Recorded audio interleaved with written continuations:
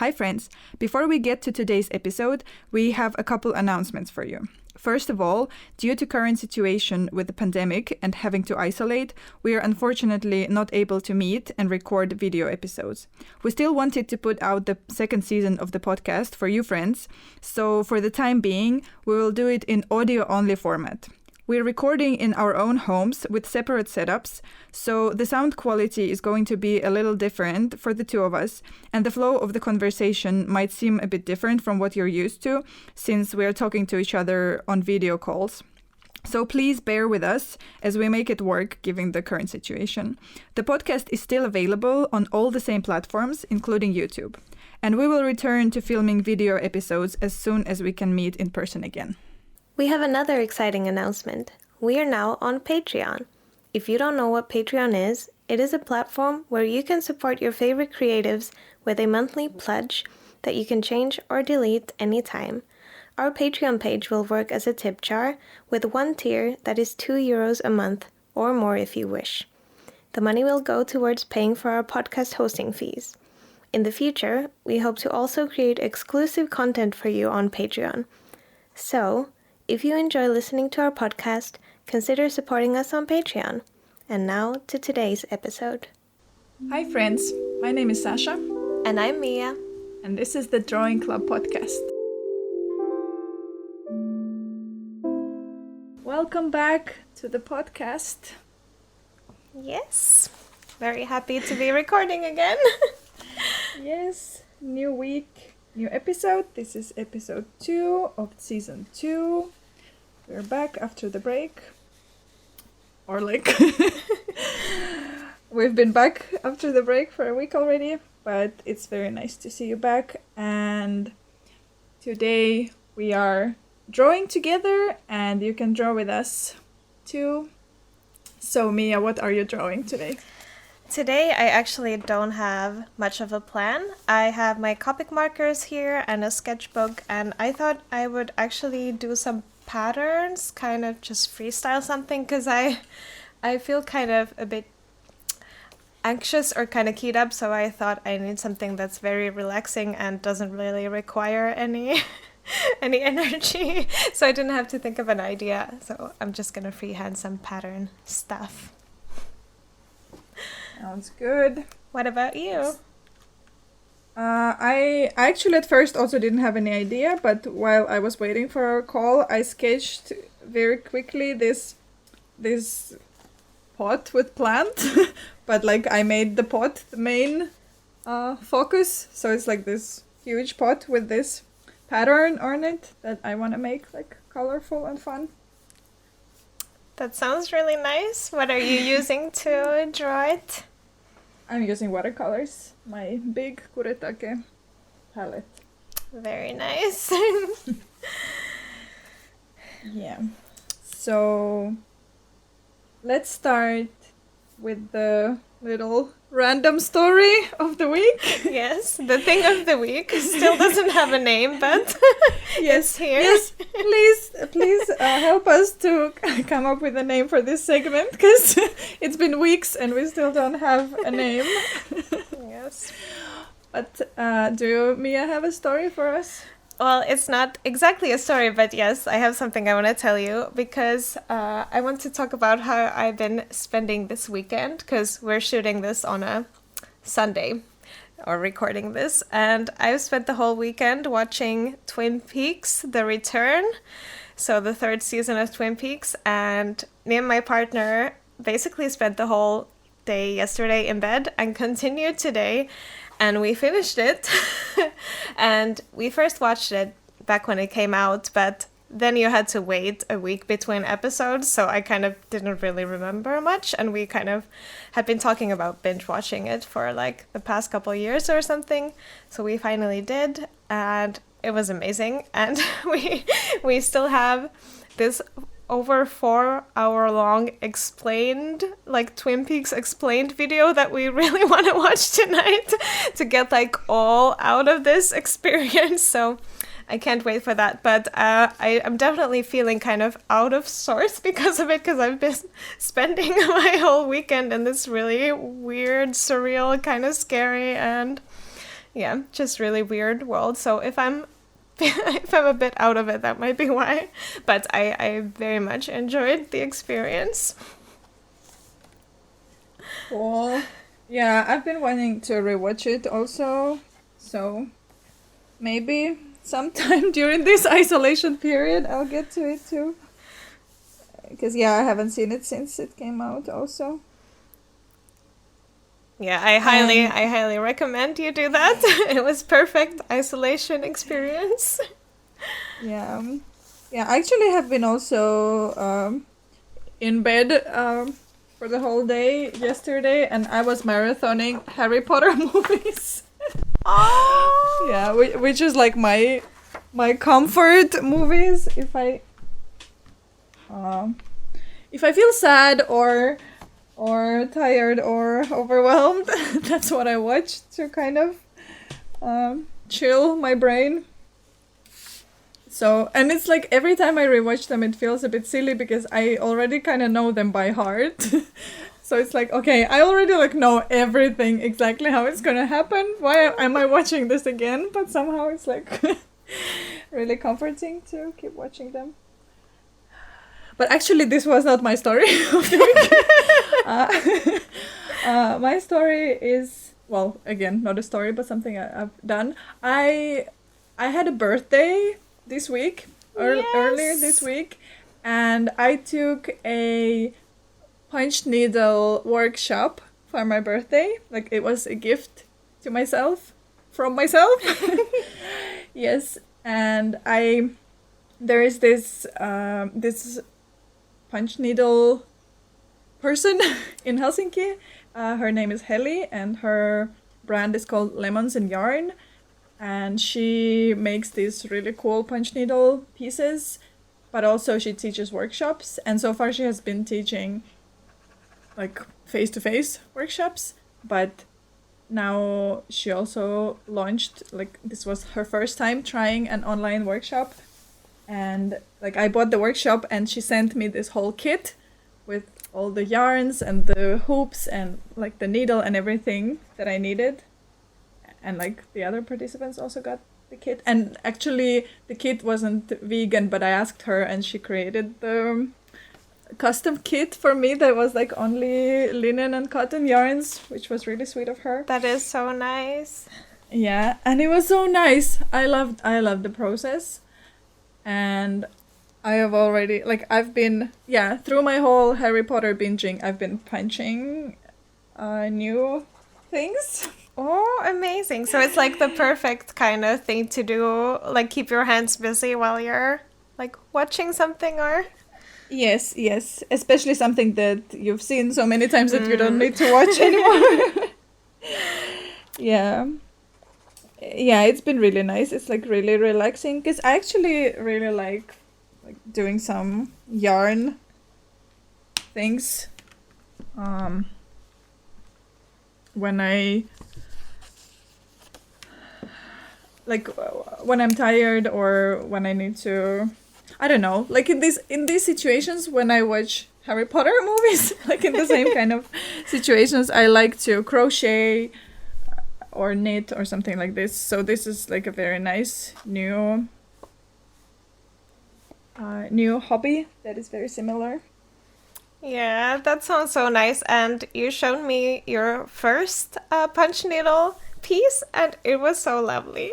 It was so cute. Thank you. You're kind of gotten me excited about it. I think I might have to think about picking this hobby up too to try myself.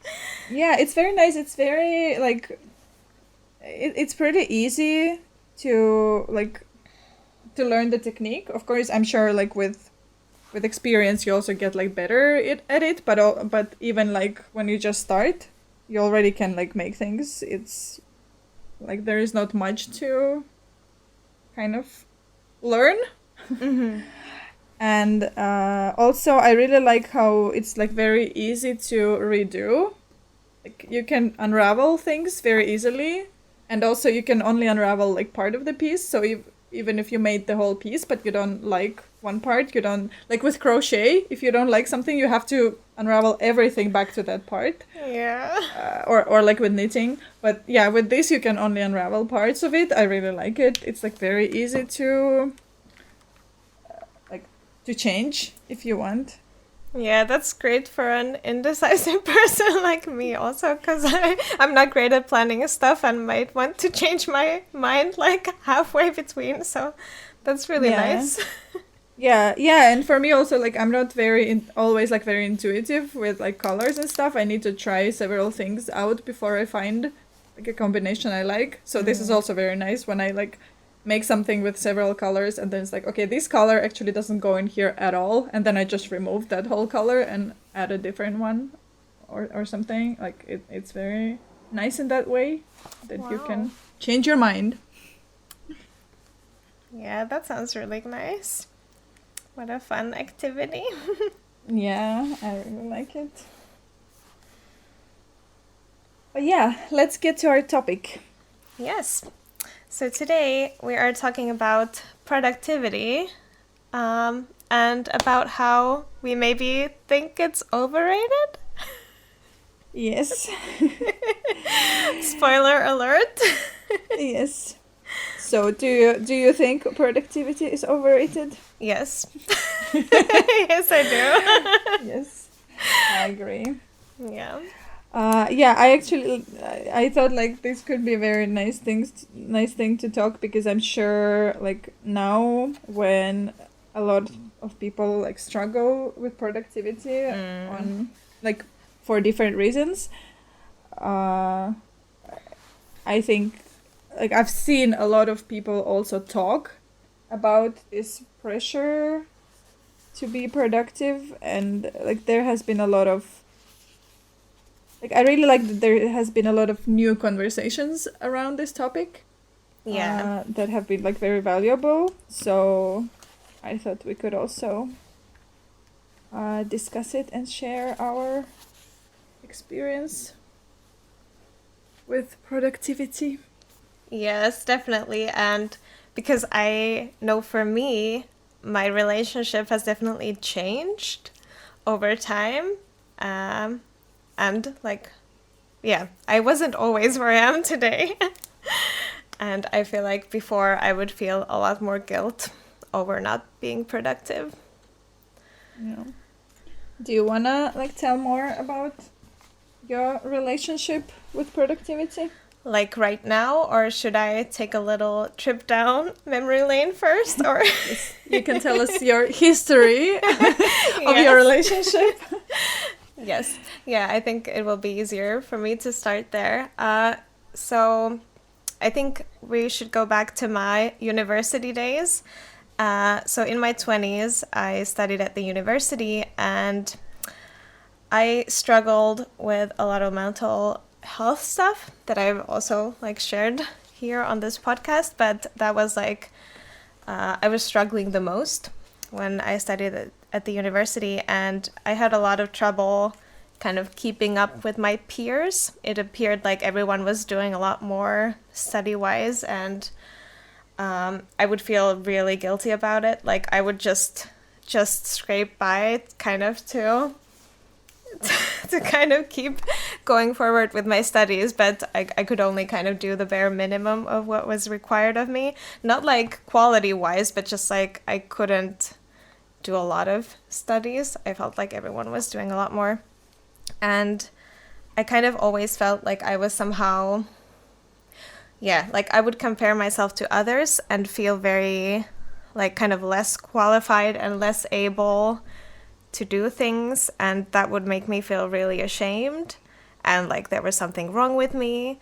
And at the time also I wasn't like getting treated for my mental health issues, for my anxiety and depression, so there was something wrong with me, air quotes here, and that was definitely like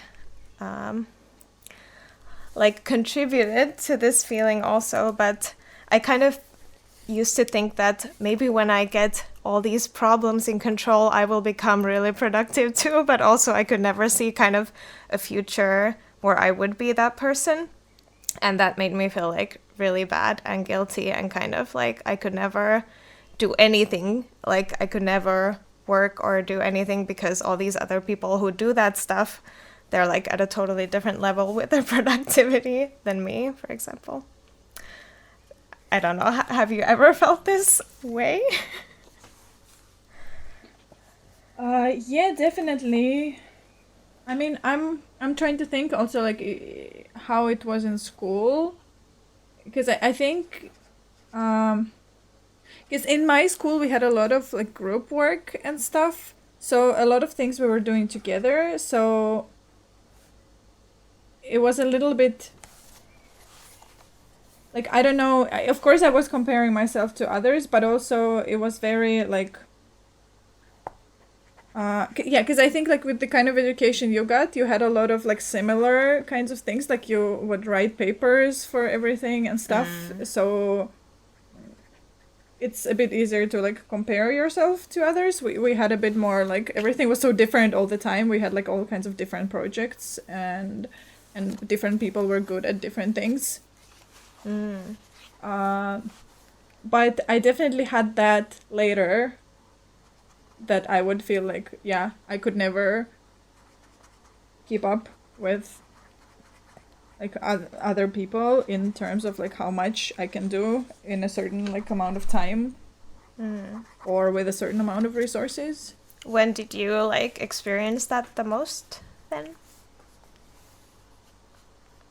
I think when I started like doing my own thing. So comparing myself to like people on social media, and also like people who I personally knew. So I think I still am in that, like quite a lot. Yeah. Yeah, but I mean I do also like look at it a bit differently now, but I still. Yeah, I did like always feel that. Yeah, my productivity is like not at all on the same level as a lot of other people who do a similar thing that I do. Yeah, I get that. And also like, I started this saying that it's totally different for me now. I mean, of course, I still get these feelings, but as you were also saying, maybe like we've learned to think about it a bit, like approach it a bit differently now, and kind of don't maybe take them, like these feelings of feeling inadequate and things like quite as, like it doesn't always mean what we might think it means. Like it's not always our problem also. Yes. Oh my god, I don't know why I'm being so cryptic about it. Sorry. But yeah. Yeah, I think for a long time I thought that I was lazy. Like I was a lazy person. Oh my god, yes, I felt the same about myself. Yes. Yeah. Yeah, this was like a whole, like I have some notes about what what I wanted to like us to talk about in this topic, and like one of the things was like this whole concept of lazy. Like I have a huge problem with the concept of like being lazy. I think it's like the whole concept is so toxic, and so many people are made to feel bad about themselves because our society has created this whole concept of like someone being a lazy person. Yeah, exactly. Like if you're not being productive, then you are a lazy person, and then you have no value, kind of. You're being devalued for you being not productive. Yes, exactly. And like, and then how also a lot, I think, yeah, it's somehow like tied a lot, I think, also like with privilege, I guess, in many ways, and like how a lot of people will not be like air quotes successful, like from how others see it, and then people would say like, okay, this is because this person is lazy, they're not successful. But if you are very productive, which means not lazy, then you are gonna like, reach your goals or whatever, even though like this stuff doesn't work so simply. Like there's so many things that go into like how much money you earn and how much work you can do and how your work gets like different work gets paid differently, and like also different work looks from the side like a different amount of input. Like you might not see how somebody works hard as well as like somebody else. Like, I don't know, do you know what I mean? Yeah. Yes, I do. Yeah. Like there is so many different things that people can do, and they're valuable in so many different ways, not always financially. Yeah.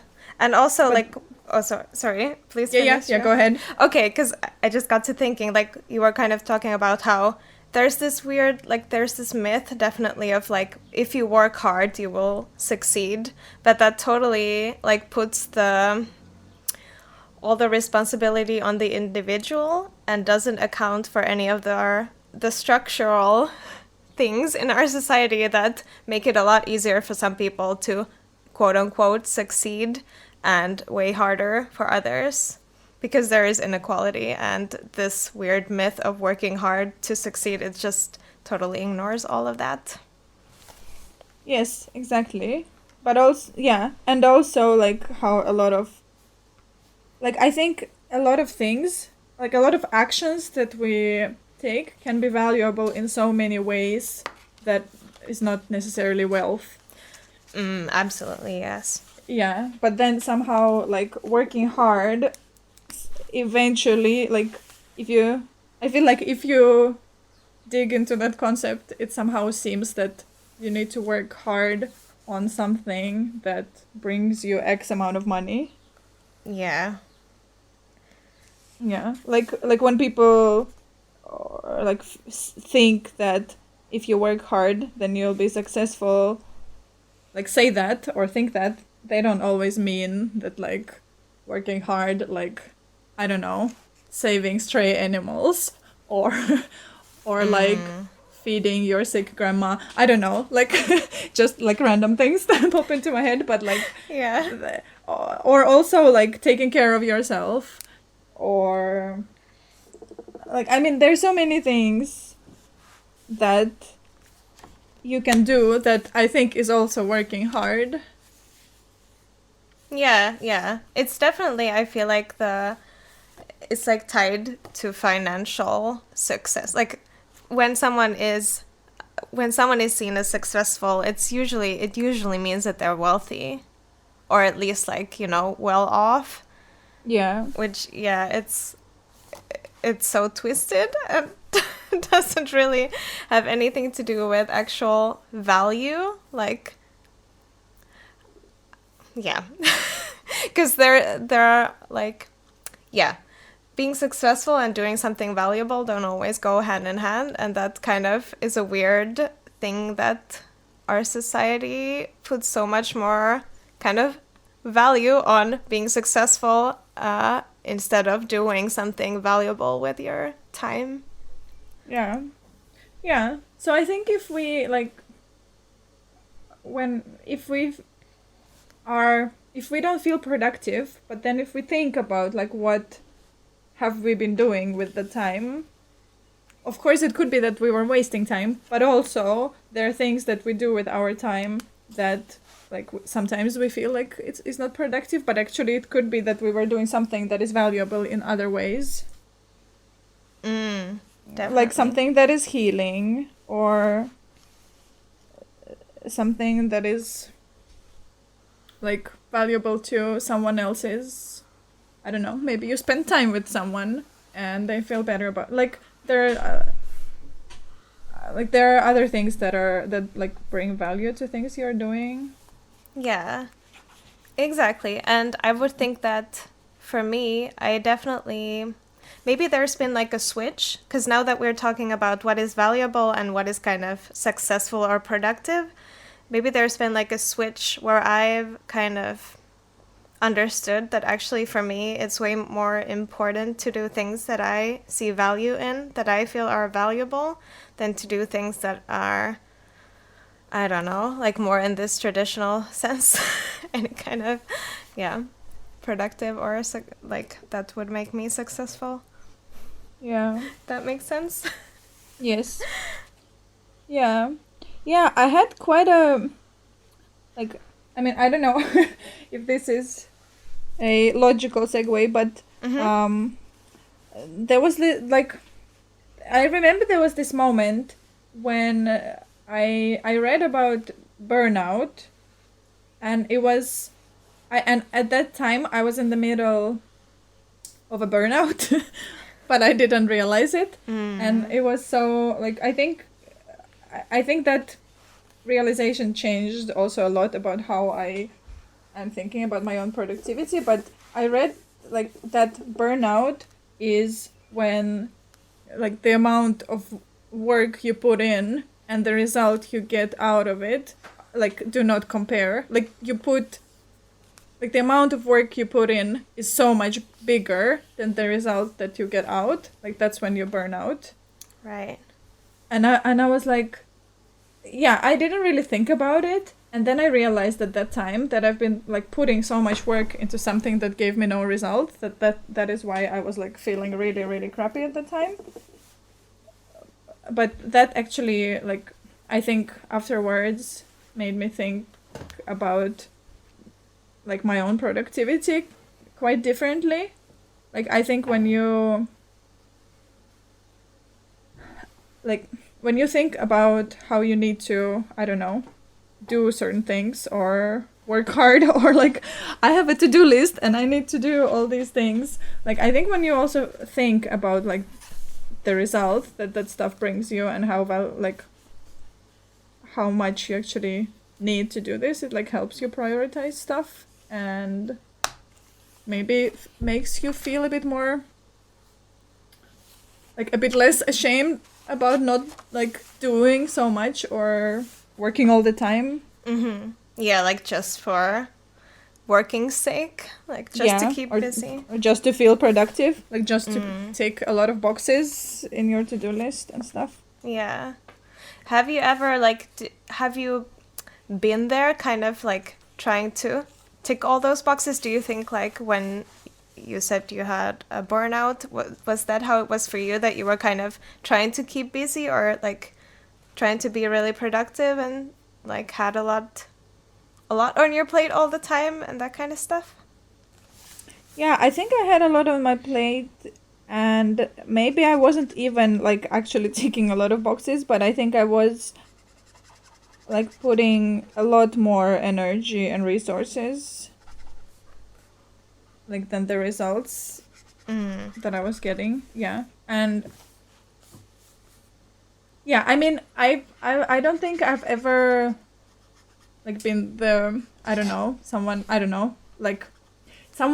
people would call a workaholic or whatever, like someone who works too much and who can't stop. I like to rest, I like to take breaks, I like to not work too much, which is why I probably considered myself lazy.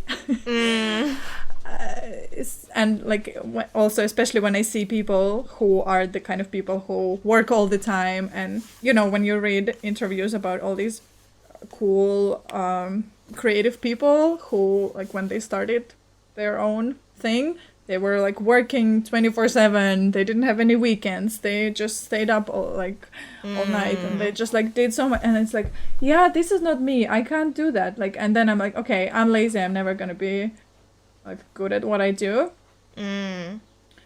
So I think like my problem was not that, but I think like I did put a lot of resources into work that maybe weren't time, but like more emotional. I mean, of course I still put time, but it wasn't like I was not sleeping or anything like that. Right. Even though actually maybe sometimes I was. Now that I think of it. Oh, Sasha, you need to sleep. Thank God you know better now. Yeah. Yeah, but that narrative is so toxic, and I also totally have noticed it, that these creative people, and I mean it's not only creative people, but also creative people, they can have this very not taking any breaks, totally dedicating all your time to this one, to your craft, and that's how you become successful. But that is so that is, first of all, that is not a guarantee. If you do that, it doesn't mean it's gonna happen for you. And it's it's not sustainable, and it's not a guarantee, and it's only gonna make you sick. Sure, it might work for some people, but is that I feel it's not a risk I would be willing to take, to kind of put all my other life on hold to kind of dedicate myself to this one thing and hope that I can stop at some point because it will have worked out. What is the point? Yeah. Yeah, that's true. Yeah, I for some reason had in the beginning this even though I read a lot about overworking, and I realized that it's not sustainable, it's not healthy, and I shouldn't do it, I was still wishing kind of when I was reading about these creative people who were overworking and then went through a burnout, or they overworked themselves and then they couldn't work for a while, and then they had to find this new way of value in their time and their health and stuff. And I was yes, but I think I need to still go through this, I still need to work so hard that I burn out, and then I can also I still felt that this was supposed to be my path, even though I think what those people were trying to tell us is that no, don't do this, because I did that, and this is what happened to me, and this is and now I know better. Yeah, but I think still, because this concept of this toxic productivity is everywhere, and you still kind of feel yeah, but I still need to do this, and then maybe when I burn out, I can actually let myself take care of my health. Yeah, if that's the narrative that gets told over and over again, it's yeah, it's no wonder that people kind of believe it, even if they think it's, it kind of still sneaks up on you. Yeah. Yeah. Yeah, I actually kind of, just now, I got this, this, what do you say? This example, that, for example, I really used to really like watching figure skating, and my mom still really likes figure skating, and my sister is really into ballet, so I've seen those two. Every now and then I see people performing who are really good at figure skating or ballet, and I know those two industries, at least in some in some areas, are very tough and very very harsh and very toxic, and just so that these performers are really beautiful, they have to go through very traumatic training. And I always think that that's is that even worth it? And when I talk to people who really appreciate it, and I say that I actually really worry for the health of those people, they would always say, yeah, but it's so beautiful, it's people think it's worth it. And I'm always yeah, I don't think it's worth it. This, even though it's beautiful and looks cool, I think it's okay if it looked a bit not as good, from these whatever standards, who I don't know who made. But I don't think people's health is worth having something that is beautiful. So now I'm thinking also with our kind of work, there are certain things that maybe would happen to people who overwork themselves, but is it worth it? Is your health worth, I don't know, being a bit more famous? I don't know, being a more famous artist? Yeah. Getting this bigger client. Yeah, when you put it like that, it sounds totally absurd that anyone would kind of think that. But I mean, of course, that's not how people don't put it like that, but when you do, it's kind of, it sounds totally ridiculous that we put ourselves through it. Like any of that. Yeah. Yeah. But yeah, I definitely agree with you. Like the example you gave about those like top athletes, I don't understand it. And that kind of gets me thinking about something I like to think about a lot is like, why do I do this work? And for me, it's about like kind of my values are that the most important thing for me is to try and live a life that like where I feel good about what I'm doing and how I act, and I mean, you know, that I live by my values first of all, but also that I'm doing something that's fulfilling for me. And for me, it's important to like fulfill myself creatively, or to do something creative that fulfills me. Oh my God. And that's it. I don't really...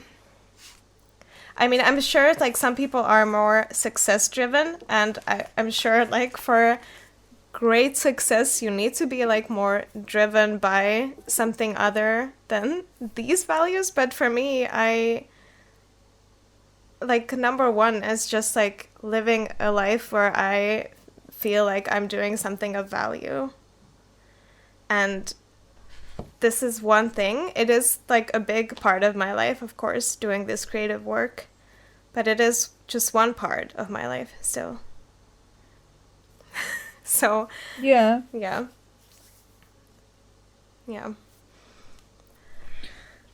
That's true. Yeah, this is actually like a really good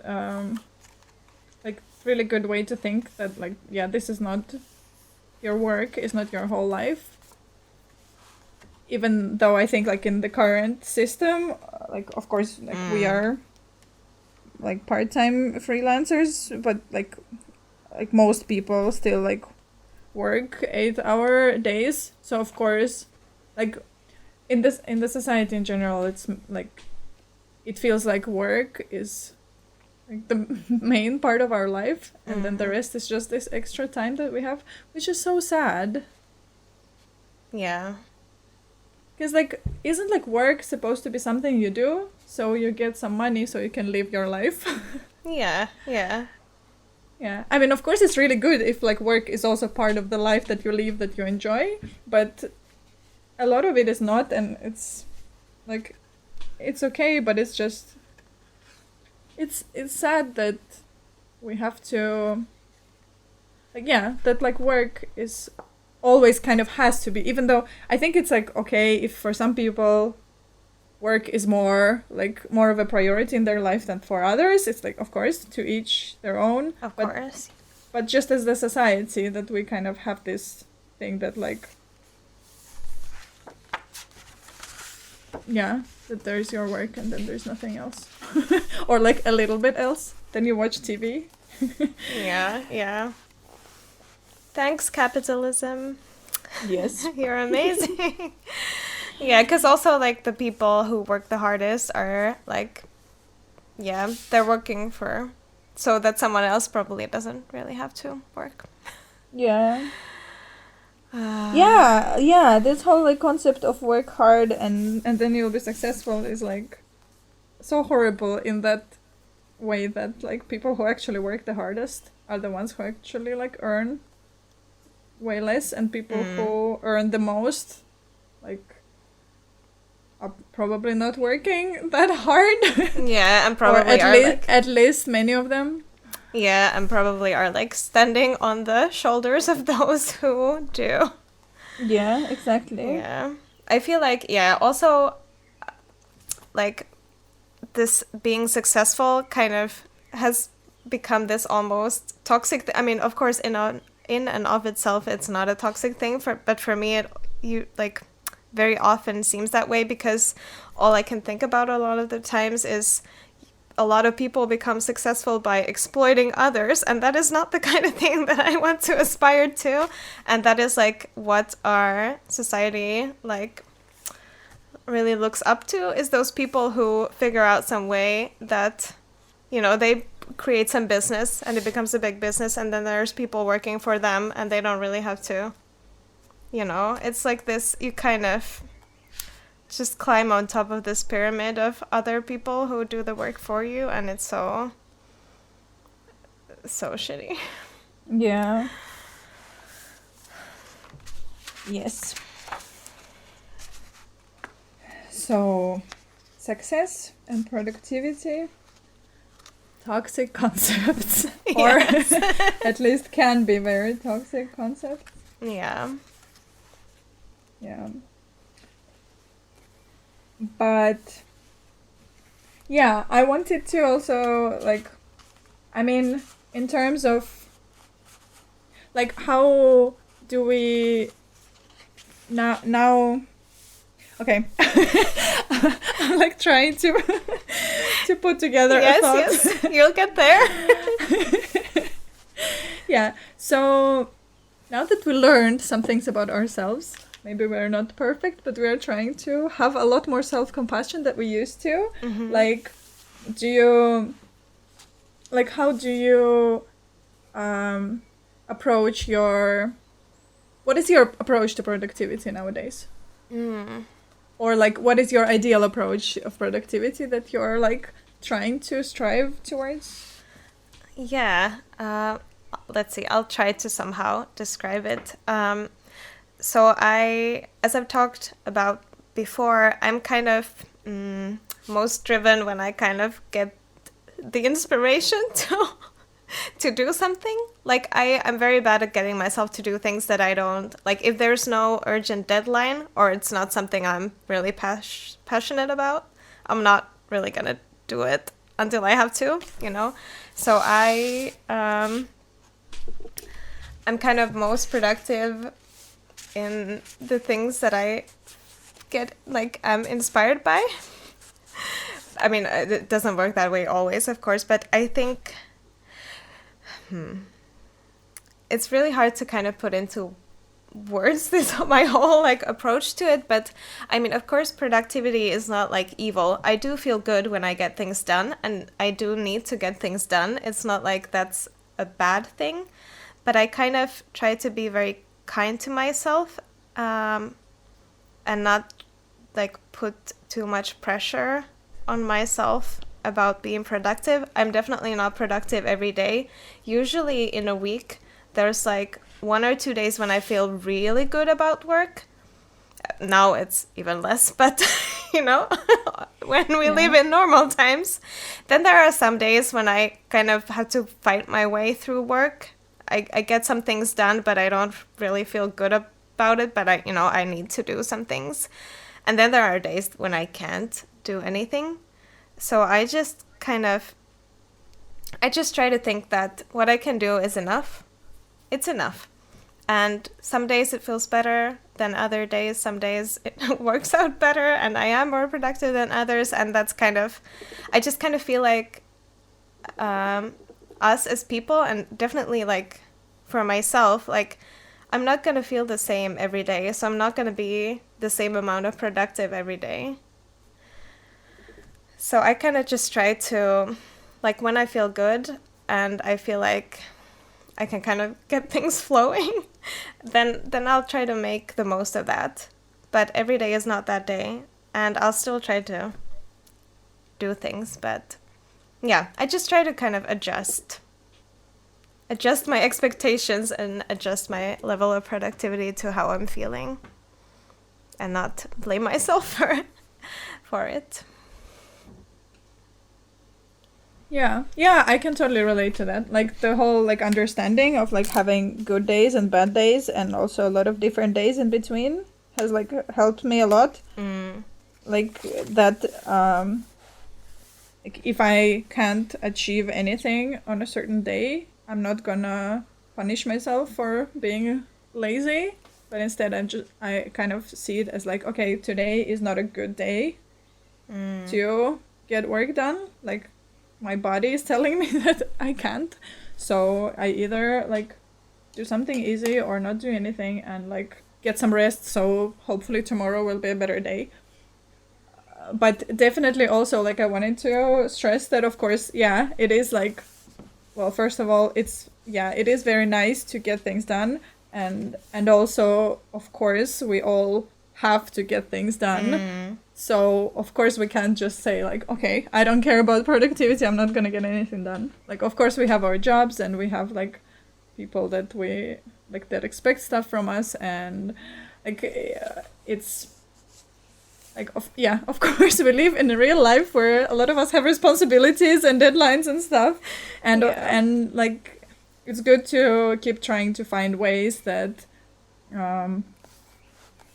like some ways that you can be like more productive. Like I really enjoy finding all these new ways to keep to-do lists and get things done, and all these strategies are like very interesting, and studying like people who study human psychology and see how like in which situations people are more productive, and like how you can get the most out of your brain and stuff like that.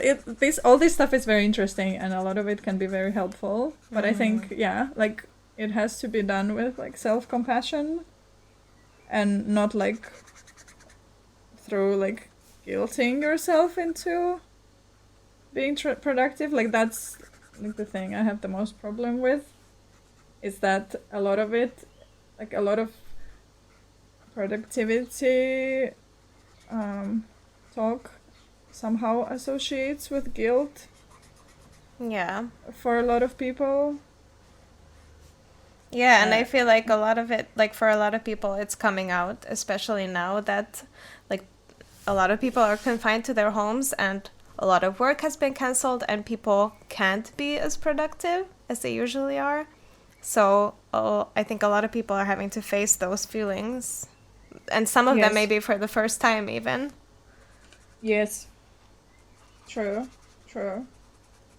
Yeah, I think that is like interesting that like of course this time is very like unfortunate and hard, and I wish it wasn't happening, but also like I'm happy that like it sparks all these new conversations, and maybe hopefully will free a lot of people of this guilt of like seeing their value in how much work they can do in a certain amount of time and stuff. Like that this is actually not like the only or like that's not the thing that makes us valuable as people. And also it's like that it's okay to take time to recharge, and it's okay to feel bad and not productive sometimes, and like you don't always have to work on maximizing your productivity. Yeah, definitely. Yeah. Like we are not machines. We're Exactly. not just made to produce stuff and that's it. Yes. Like we're much more complicated. Yes. Yeah, that is so true.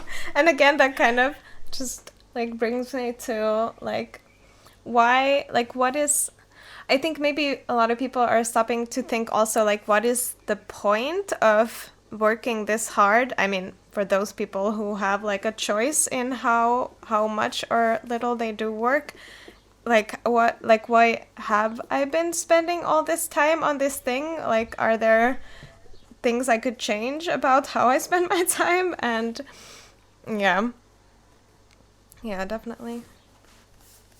Yeah, and like true that of course like not everybody has a choice to decide like how productive they want to be on a certain day. Like most jobs you just have to do things, and like and other people depend on you and stuff, or sometimes even like the amount of money you get depends on how much work you get done, which is also like pretty crappy, but of course like not everybody has a choice. But I think generally it's good to think like as a society on like why do we value people for like for how much work is done. And I hope like with this with like more conversation had on this level, at least like hopefully a lot of people who employ other people will also think about it and maybe like analyze their like how they treat their employees and colleagues. Yeah, like maybe the best case scenario now would be for people to kind of learn to listen to themselves a bit more and to have more compassion towards themselves and for other people. Yes, hopefully. Yeah. Okay, should we end on that note? Yes, that's a very hopeful and nice Yes. sentiment. I think this discussion was like maybe very vague in a lot of sense. Yeah. But I hope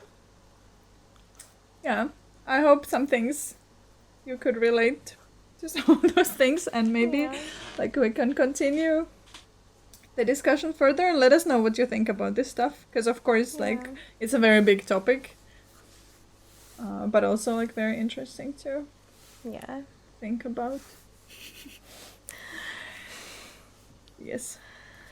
Do you, Mia, have our question of the week? I do. And this week our question comes from my partner Ollie. And he was kind enough to ask us if changing the drawing technique we use helps with like our inspiration. Yeah. So yeah. I have to say that I'm pretty bad about getting stuck on one way of drawing, and also like of using a particular material. I mean, of course I do change it every now and then, but usually I kind of stick to one thing a lot. And yeah, I definitely notice that sometimes then I feel a bit stuck with what I can do with it, if that makes sense. But have you noticed, like, if you change because for me, for example, well, lately I haven't been shopping for art supplies that much, but I remember when I did, it's always like when I would get something new that would be like so exciting, and I would get so inspired to create something because I have this new technique available. Yeah, definitely. I recognize that same thing. But also, yeah, for me, I haven't really bought any art supplies in like a year or something. I mean, I've just gotten some more paper and stuff, but not really any new supplies. So I can barely remember how that feels. But I just started this sketchbook challenge, or this drawing challenge lately, and I've been drawing those mostly with colored pencils, which is something that I've kind of drawn with every now and then, but I've never really gotten into them. And I've definitely felt now with that, like, that I'm doing different things to what I usually do, and that feels really nice. And I think it definitely helps that I'm using these tools that I'm not like so familiar with and not so comfortable with.